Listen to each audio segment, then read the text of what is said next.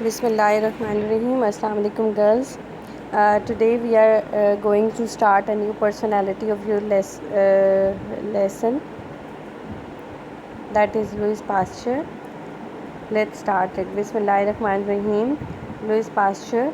Pasteur was born in quite humble circumstances at Dole in Jura district of France in 1822.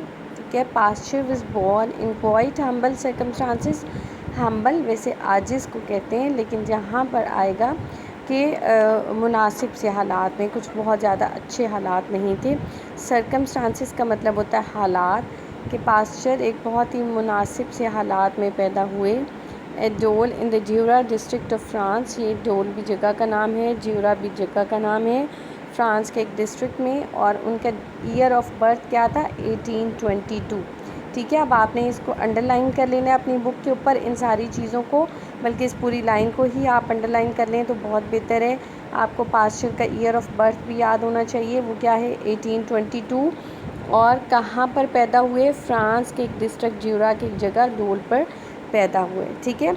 His father as a young man had been one of Napoleon's conscript. उनके father जो थे, किसके father? Louis Pasteur के, यानी Louis Pasteur के जो अब्बू थे वो नेपोलियन के कॉन्स्क्रिप्ट्स थे। नेपोलियन का आपको पता ही होगा कौन है, और कॉन्स्क्रिप्ट्स उनकी जो सोल्जर्स थे, यानी उनकी फ़ौज में एक तरह से ज़बरदस्ती से भर्ती किए हुए जो सिपाही थे, उनको कॉन्स्क्रिप्ट्स कहा जाता है। And had won the cross of lane of honour on the field of battle for velar and fidelity. Velar बहादुरी को कहते हैं, एंड फाइडेलिटी लॉयलिटी या वफ़ादारी को कहते हैं। ठीक है। उनके अब्बू, किसके? लुइस पास्चर के जो अब्बू थे वो नेपोलियंस के सोल्जर्स में से एक थे, और उन्होंने जीता था लेन ऑफ ऑनर कि उसकी वजह क्या थी? बहादुरी के लिए और वफ़ादारी के लिए, यानी किसी मैदान जंग में उन्होंने बहादुरी और वफ़ादारी के एजाज़ में लेन ऑफ ऑनर जो है वो जीता हुआ था। Thus the son was fortunate in possessing forebearers of character and strength. इसलिए जो उनका बेटा था वो बहुत ही खुशकिस्मत था कि उसको वरासत में किरदार और मजबूती मिली थी। ठीक है, इस बात का क्या मतलब है कि उनके बाप को चूँकि एक लेन ऑफ ऑनर मिला हुआ था कि वो बहुत ही अपने फील्ड में या अपने मुल्क से और अपनी जिस डिपार्टमेंट में वो हैं उसमें उन्होंने बहुत नाम कमाया है, वो बहुत बहादुर हैं और बहुत वफ़ादार हैं। तो बेटा भी बहुत खुशकिस्मत था कि बाप की तरफ से उसको वरासत में बहादुरी मिली, अच्छा किरदार मिला और किरदार की मजबूती मिली। ठीक है, ये इंसान की स्ट्रेंथ है कि आपको इनहेरिटेंस में बहुत ज़्यादा अच्छी खूबियाँ मिलें। There is much evidence of the influence of the father on the sun. Evidence सबूत को कहते हैं कि ये बात जो किरदार और वतन से मोहब्बत और बहादुरी की है, ये इसका सबूत आप बच्चे के किरदार में भी देख सकते हैं। यानी बाप की इस बहादुरी का बहुत सारा असर बच्चे के ऊपर था। Pasture showing time after time the strength of his devotion to France, कि पास्चर ने गाहे बगाहे या जब कभी भी ज़रूरत पड़ी उन्होंने अपनी ये डिवोशन, अपनी वतन से लगन, वतन से मोहब्बत को गाहे बगाहे ज़ाहिर किया। फ्रांस उनका होमलैंड था। He was perhaps even more of a patriot then of a scientist. और यकीनन हम गालबन भी परहैप्स का वैसे मतलब शायद या गालबन होता है, यहाँ पर आप देखेंगे कि गालबन वो एक साइंसदान से भी ज़्यादा मुहिब्बे वतन के तौर पर जाने पहचाने जाते थे।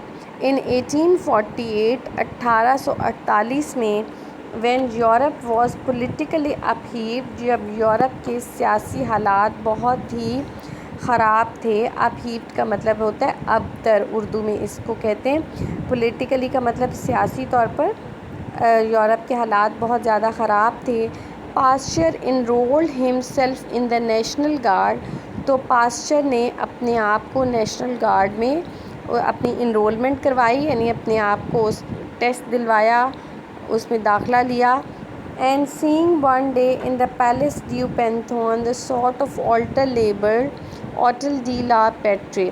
ٹھیک ہے, اور ایک وہاں پر آلٹر تھی, آلٹر قربان گاہ کو کہتے ہیں یا ان کی مقدس جو مقامات ہوتے ہیں ان کو کہتے ہیں. اس کے اوپر ایک لیبل لگا ہوا تھا, یعنی ایک پمفلیٹ آپ سمجھ لیں لگا ہوا تھا, یا ایک بینر لگا ہوا تھا جس کے اوپر لکھا ہوا تھا ہوٹل ڈی لا پیٹری. یہ فرینچ ورڈ ہے جس کا مطلب ہے کہ اپنے ملک کے لیے چندہ جمع کروائیں. ٹھیک ہے, پرومپٹلی تو فوراً ہی, پرومپٹلی کا مطلب ہوتا ہے انسٹنکٹیولی, آپ نے بغیر سوچے سمجھے جو کچھ بھی ہے وہ دے دیا. Placed on all his worldly wealth, اپنی ساری کی ساری دولت 150 فرینکس, جو کہ اس وقت ان کے پاس کتنے پیسے تھے 150 فرینکس تھے, جو کہ انہوں نے فوراً بغیر سوچے سمجھے سارے کے سارے اس جگہ پر جمع کروا دیے.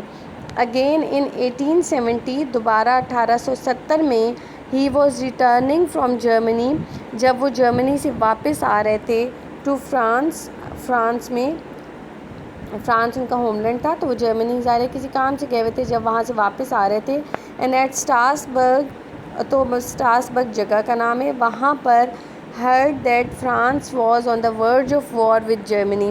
تو اسٹراسبرگ کے مقام پر انہیں یہ پتہ چلا کہ فرانس اور جرمنی کی جنگ ہونے جا رہی ہے. ورج آف وار کا مطلب ہوتا ہے بالکل جنگ کے دہانے پر کھڑے ہونا, یعنی یہ دونوں ملک جو فرانس ہے اور جرمنی ہے وہ دونوں کے دونوں جنگ لڑنے کے لیے بالکل تیار ہیں. Whereupon he hurried to Paris, وہ فوراً پیرس واپس گئے. And was exceedingly disappointed, اور انہیں بہت ہی شدید قسم کی مایوسی کا سامنا کرنا پڑا. When the military authorities refuse to enrol him in the national guard, فوج کے لوگ جو تھے انہوں نے انکار کر دیا کہ ان کو نیشنل گارڈ میں, یعنی جو فوج ہوتی ہے اس میں ان کی انرولمنٹ نہیں ہو سکتی, ان کو داخلہ نہیں مل سکتا. اس کی وجہ کیا تھی؟ آن دا اسکور, اس وجہ پر that a half paralysed man was useless in army, کہ ایک ایسا شخص جو مفلوج ہے, پیرالائزڈ کا مطلب مفلوج ہونا, وہ فوج میں اس کی کوئی ویلیو نہیں ہے, یا وہ یوز لیس ہے, یا وہ کسی کام کا نہیں ہے. He had a paralytic stroke 2 years before in 1868. اصل میں 1868 میں ان کو ایک دفعہ فالج کا حملہ ہوا تھا.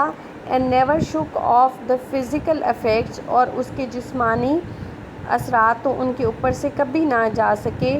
though after 2 years he was able to continue his mental work as well as ever before, اگرچہ کہ 2 سال کے بعد وہ اپنا ذہنی کام ویسے ہی کرنا شروع ہو گئے تھے. ٹھیک ہے گرلز, اب یہ پہلا پیراگراف ہے جو کہ میں نے آپ کو پڑھایا ہے. اس میں سے آپ کچھ ورڈز انڈر لائن کریں گے میرے ساتھ, جس میں ہمبل کو آپ انڈر لائن کریں اپنی بک میں, سرکمسٹانسز کو انڈر لائن کریں, 1822 کو انڈر لائن کریں, کانسکرپٹس کو انڈر لائن کریں. اس کے بعد آپ ویلر اینڈ فائیڈیلٹی کو انڈر لائن کریں گی, فارچونیٹ کو انڈر لائن کریں گی, ایویڈنس کو انڈر لائن کریں گی. اس کے بعد نیکسٹ لائن میں آپ آ جائیں, پیٹریوٹ کو انڈر لائن کریں گی, پولیٹیکلی اپہیوڈ کو انڈر لائن کریں گی. نیکسٹ ہے ورج آف وار کو انڈر لائن کریں گی, ایکسیڈنگلی کو انڈر لائن کریں گی, ڈس اپوائنٹڈ کو انڈر لائن کریں گی, ہاف پیرالائزڈ کو انڈر لائن کریں گی. ٹھیک ہے, فزیکل افیکٹس کو انڈر لائن کریں گی. یہ تمام الفاظ آپ اپنی بک کے اوپر انڈر لائن کریں گے, اور جو میں نے ساتھ ساتھ ان کے مطلب بتائے ہیں آپ اپنے ہاتھوں سے اپنی بک کے اوپر اپنی ہی بک کے اوپر اس کے مطلب لکھیں گے, اور پھر اس کی پکچر بنا کے آپ گروپ میں اپنے نام اور رول نمبر کے ساتھ مجھے سینڈ کریں گے. ٹھیک ہے, یہ آج کا آپ کا ہوم ورک ہے. ہوپ فلی آپ کو سمجھ آ گیا ہے. آپ اس پہلے پیراگراف کو اچھی طرح سے آپ نے یاد کرنا ہے, اس لیے کہ اس پیراگراف میں سے کافی سے کوشچن بن سکتے ہیں. جو لوئس پاسچر کا سینس آف پیٹریوٹزم تھی اس کے اوپر بھی بہت دفعہ کوشچن آتا ہے پیپر میں. اس کے علاوہ لوئس پاسچر کے جو ارلی فیز آف لائف تھی، وہ کہاں پیدا ہوئے، کس جگہ پہ پیدا ہوئے، کس سال میں پیدا ہوئے، اور باپ کی طرف سے انہیریٹنس میں ان کو کیا چیز ملی. یہ سارے کوشچن ہیں جو کہ اس پیپر میں کوشچن پہ شارٹ کوشچنس میں بن سکتے ہیں.